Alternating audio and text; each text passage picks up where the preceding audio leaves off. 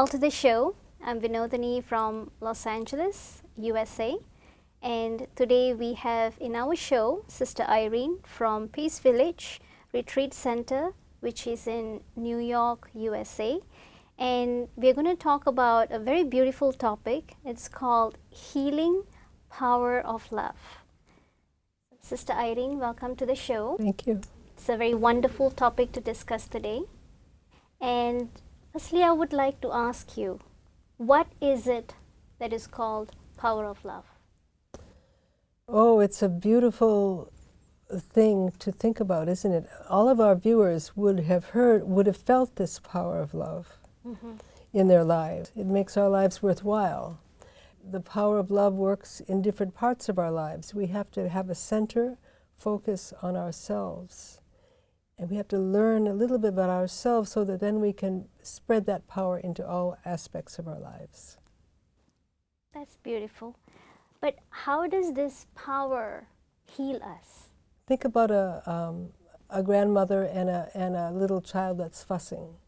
And the child is running around, and the grandma says, "Come over here now. Come here. Sit on my lap." And the child climbs up on the lap. And the grandmother maybe puts their hand on the forehead, says, "Now you're going to be okay."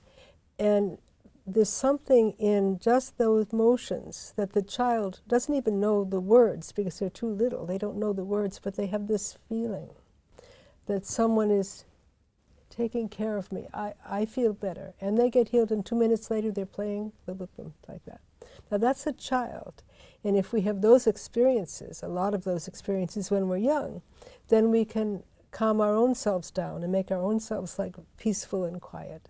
But if someone, for whatever reason, they didn't have a grandma or that wasn't like that, they could walk around holding that hurt, those little hurts inside, and they build up inside. And that's when you need the healing power of love. That's a very powerful tool for life. Yes. Because especially when we look in the world nowadays, the biggest thing that is lacking in everybody's love is, it's love in everybody's life, isn't it? In fact, that is everybody's search, right? Everybody is searching for true love. Because like you said, true love brings a lot of healing within. Now the question is, where do I search? Well, we know where people do search. Nowadays they're searching to have success in their career, and then they will feel loved. Or that they should marry someone who will always love them no matter how they are. Or that they should, in many ways. And some of it is more successful than others. But one way or another, they have all their possessions, they have the job, they have the car, they have everything. Living anywhere in the whole world, they have all of this, and they still don't feel the power of love. I heard one of the students saying this was that when we were kids, we were taught that when we succeed, then we will be happy. Right. When people praise us, we will be happy. When I'm awarded, we will be happy. But oftentimes we are working so hard to achieve that success that we don't enjoy the journey. It feels we are struggling, we are meeting so many obstacles, we are getting tired in our journey, that finally when we reach that point, and when there's nobody to appreciate, it feels as if it's useless. Meaning when I succeed, I want to be loved. I want to be appreciated. But underneath all that, don't you think that we want to feel as though finally I'm worthwhile? Finally I am something, I am someone that it has value. Because up against the standards of the world, you know, an Olympic star or a musician or a sports person of some kind, they might feel as though they're the top of the world, but next year they could fall. Someone comes along that runs faster, that's it, the game's over. And so there's never, the success is so temporary. And the healing power of love is the love that is eternal love. It's something that you cannot just walk across the street and buy a book about it and read about it or watch a movie. It takes a lot of steps to get there, but the steps, if they're all, you're being patient, you're being curious, you're being determined, you want to learn about this, it's important. I don't want to feel like my successes give me no love and no value. then you would persist, you would stick with it. Somehow maybe make a turn, a left turn here and a right turn there, and finally, as I did, I was quite successful, but I didn't have that feeling that I was good enough. And I think it's a very common feeling in the West, and in our careers we can reach a point that we feel like, I'm doing this, and I'm doing it every day, and I'm doing the best I can, but somehow either no one notices, they don't appreciate, or they just think that, no, you should do it my way. And so then all our happiness goes away, because we tried, and what did we get? So this feeling of needing to be valued and feel as though, not that I'm important, but I make a difference.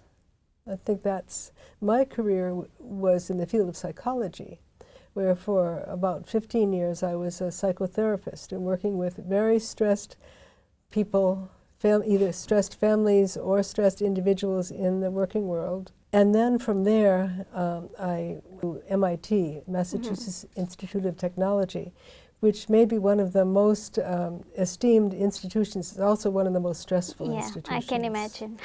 Because everyone there is, they've reached the top of the academic ladder, but then there's someone else above them, and there are these, you have to make these giant leaps forward, and you have to defend your professional research at every turn. So they would come to me, and they would be just could barely speak. They hadn't seen their family in a week because they're working on a paper, and so stressful.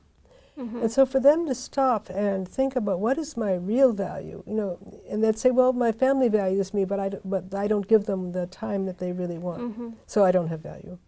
And the work that I'm doing, my thesis advisor is not really sympathetic, so I don't feel valued there. Very competitive and very stressful. So from what you were saying, what I can gather is that it's not that success will bring me happiness, but it is happiness that will bring me a lot of success. When you said about power of love, love is very much connected with happiness too. Because when you said a loving person is a happy person, and a happy person is a successful person. And a happy person would spread love just by their nature and their attitude. How do I work towards this power of love? How do I build this power of love within me that can heal me, and through me I can heal the world? I'll just tell you a little bit of how it was for me. Because here I am in the middle of this stressful world, listening to people come through the door and they're stressed. And what they're talking about sounds familiar to me because I also have it. It's like a disease of busyism, or we could make up a word for it. But whatever it is, it's a separation from the true self. And so I had to learn about my true self. And I knew what my degrees were, and I knew my experience and the kind of family I came from. But that didn't tell me anything about my true self. I had to learn through Rajyoga Meditation, gradually, to feel as though I really am a being of light and love. I used to say that often, just that simple phrase.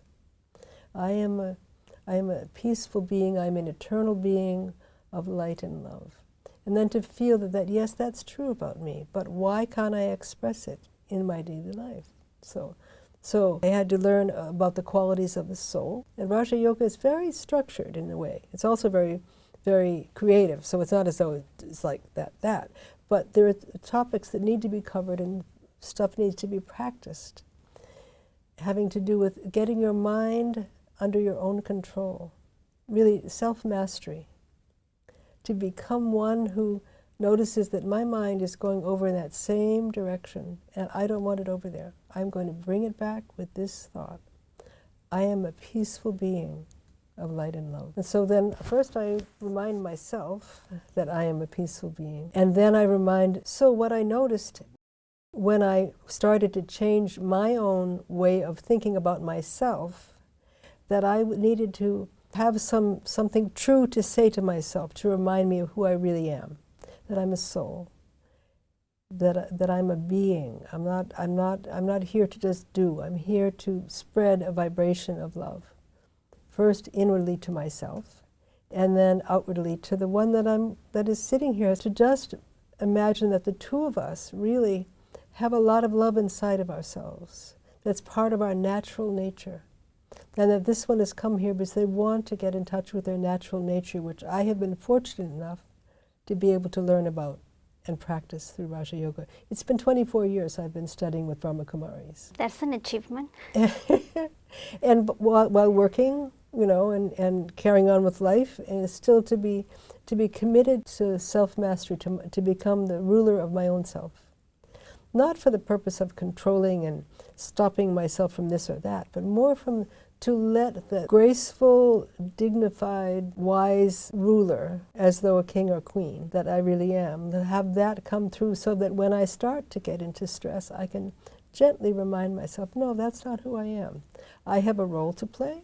I'm in this role, but I'm not the role. And I think that's the thing that all of these people, these busy people that we've both been talking about, you start believing that you are the role. I am the role, and therefore I have to be the best one that plays that role. But there are 47 people in your department, and everybody's playing that role. So we feel like, well, I have to be better than them in order to be of any value. But no, but I'm a soul, and I'm using my virtues and my qualities. I'm putting them into the role so that the role that I play is unique. No one else plays that role. They may be sitting over there doing the same thing, but the way I'm doing it, I'm doing it with a quality of spiritual benevolence, almost, you could say. I'm doing it for a reason that's different than their reason. And I don't have to be like them, because we have this big thing about we have to be like them or better than them. And since we never can be like anyone, really, they are them and I am me, and I can never be better than them because they're the best at being themselves. But who am I? And what am I made of?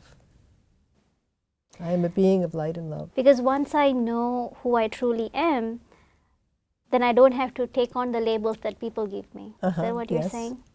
And once I'm confident of my own identity, then I know what areas I need to work on. But the way that we work on it in Raja Yoga is so different.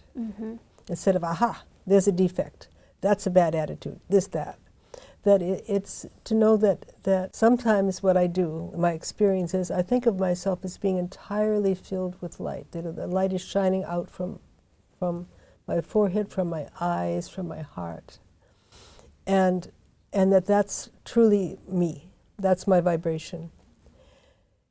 But then I might notice that there's like a gray patch over here, or there's like a black spot over there. And just visualizing that there's something that I'm thinking about myself that is blocking the light from coming fully out all over. So then it's more like just letting the light fill the whole space. And instead of focusing on that spot as bad and trying to pick it, get rid of it or do something, that no, I really am light and love, so therefore let me just keep radiating that. And this will go away because it's just a spot of old experience that isn't relevant now. So just to simplify what you just said, it's where I put my focus that growth happens. If I focus on my negativity, I'm actually unconsciously making it grow much more within me. But if I focus on my positivity, on my strength, then eventually the negative side sort of dissolves on its own. Yes, that's very well. Right? Yeah, yes. So instead of breaking a habit, if I focus on creating a new habit, eventually the old habit dissolves on its own without even me making much effort. You would pick a habit that's the opposite. If you're building a habit that's the opposite of that. If I'm always looking for approval, then I would need to replace that with, where am I going to get my approval now? I certainly need to approve of myself more. In Raja Yoga, we're also using God as a reference point. The one who sees all of us in our purest form. And therefore, I would give some time to feeling that approval, that absolute love and support that God gives me. When I can tune into that channel. If I'm tuned into, it's as though it were a TV or radio channel. Just turn to that. And then what comes through that channel is so different from all the rest that I know that, yes, this is where I have to get my guidance. Wonderful. Now that you spoke about God, and you spoke about how tuning into Him also enable me to draw the power from Him. The question is, how do I tune in to Him? Sometimes I could feel, or I could be thinking that I'm connecting with Him. But how do I know for sure that I am? For each person, it's individual. Because think about how any one of us might have been raised to think about God. You know, there are many religions, there are many beliefs, and so on. And also in our families, we would have learned our parents' attitude, I think also. We might have to get used to the idea that God is not what I thought or how I was raised. That God is entirely benevolent and completely supportive of my growth, of my true growth. God is not looking at, you know, what is the mark I got on my exam. God is looking at what is my attitude towards myself and towards this whole game that I'm in. You know, I'm in the career game and I'm doing this game, but am I causing myself sorrow with the kind of thoughts I'm having? Am I causing sorrow to others by having a bad attitude at work? Am I causing myself poor health by having sleepless nights because I want to achieve? You know, so we learn in Raja Yoga not only to become the ruler of the self, but to become the one that takes care of the self. So the self is strong and flexible and can handle challenges with the attitude that is truly helpful in the situation. What I can understand from your explanation is that, first and foremost, I need to feel I'm valuable.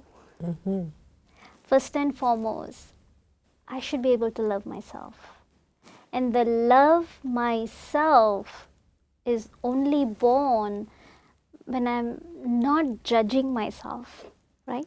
When I'm not judging of my past, when I'm not judging of my weaknesses, when I am accepting I am as I am. So first and foremost for me to work with myself is for me to accept, because it's acceptance that would lead me to loving myself. And once I am in that positive realm, then connecting with the Supreme, connecting with God becomes easier, because I can't be on a lower frequency and trying to connect someone with a higher frequency. I have to sort of match up the energy level. So that means the first and foremost method in this healing power of love is loving the self, which enables with connecting with the Supreme Source of love. And once that connection happens within and upward, then it's easier to connect with others also with love. So in this process, first I heal myself, and through my healing, whoever I come into connection gets healed on itself without me working much hard, because then I will be able to see them beyond their labels. I will be able to see them without judgments. So automatically whoever comes in my company feels accepted, feels healed. They at least would feel accepted, and this might be so unusual for them that then they could relax a little bit, and then they might be able to get a little bit more settled on how to handle themselves by you become an example for them. Maybe you're not saying to them, you're fine, but you look at them with love. You look at them with respect. You look at them with interest in what they're saying.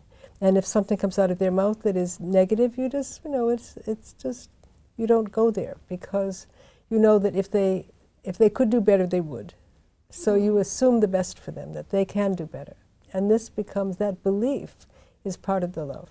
This beautiful art of loving the self and loving God, it seems as if Raj Yoga is a good tool to develop this art. You're much experienced in this Raj Yoga skill. Raja, as you might know, means king or ruler.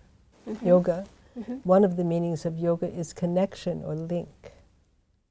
So first, I need to link to the real me inside, the being, not the one that does the doing, but the one that is truly a well-wisher, a loving soul, a peaceful, one who can become still and peaceful, so that I don't repeat old stuff that's not real anymore, that I stay in what's real about me. I have to become the ruler of my own self, which happens gradually. But the Raja Yoga lessons are of various levels. The first level is understanding about the soul and the Supreme Soul, God, and some basics. And then from there, it's, as you said, it's kind of a skill-building practice, but with a lot of love and joy in it, at least for me. I found it so, I mean, I had studied psychology, had thought a lot about those things, but I wasn't able to really experience the fullness of myself until I had let go of some of the other aspects that were distracting me.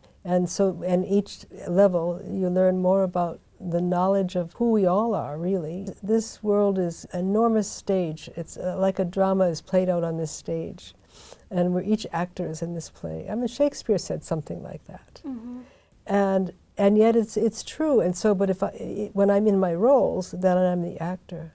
When I'm sitting in meditation, deeply, deeply connected to my true self and to the source of love, then the shifting and away from the old into the new happens very easily.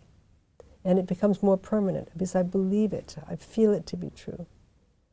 And so that's what happens. So it's several levels. You can start at the beginning and go as far as you want. But it's made a world of difference in my life and the work that I do. Yeah. Wonderful.